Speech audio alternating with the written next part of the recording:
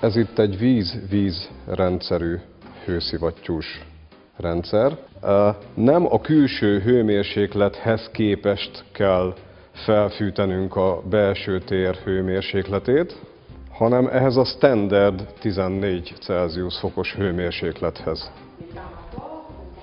Tehát példaképpen egy hagyományos gázfűtési rendszernél, ha a külső hőmérséklet a példa kedvéért -20 Celsius fok, akkor a hőmérséklet különbség ahhoz, hogy a belső hőmérsékletet plusz 20 Celsius fokra biztosítsuk, a differencia az 40 Celsius fok.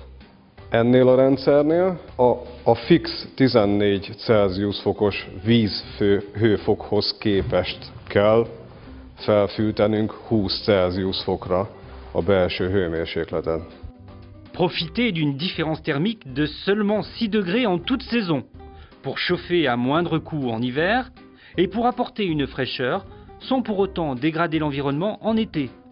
Le principe de la pompe à chaleur se développe en Hongrie, porté par une filiale du groupe EDF.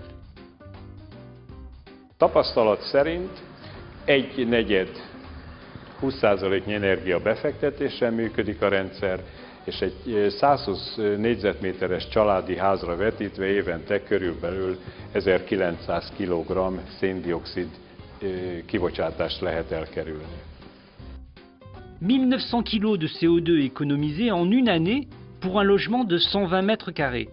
On comprend mieux dès lors que le développement de la pompe à chaleur est une vraie opportunité pour l'engagement de l'entreprise en faveur de l'environnement.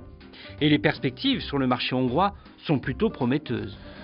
A gázfűtéshez képest 3,5 év megtérülési idővel működik. Tehát a 3,5 év eltelte után igaz az, hogy a fogyasztó már a felhasznált energia költségnek csak az 1/4 részét fogja fizetni. Mi azt gondoljuk, hogy ez a fűtési vagy hűtési mód a közeljövőben igen el fog terjedni Magyarországon is. Jelenleg az európai trendet figyelembe véve Magyarországon még csekély az alkalmazott berendezés darabszáma. On dénombre environ 800 000 pompes à chaleur dans toute l'Union européenne, dont seulement 400 en Hongrie. L'objectif d'EDF DEMAS est de dépasser ce chiffre afin de remplir pleinement l'engagement qui est le sien, changer l'énergie ensemble.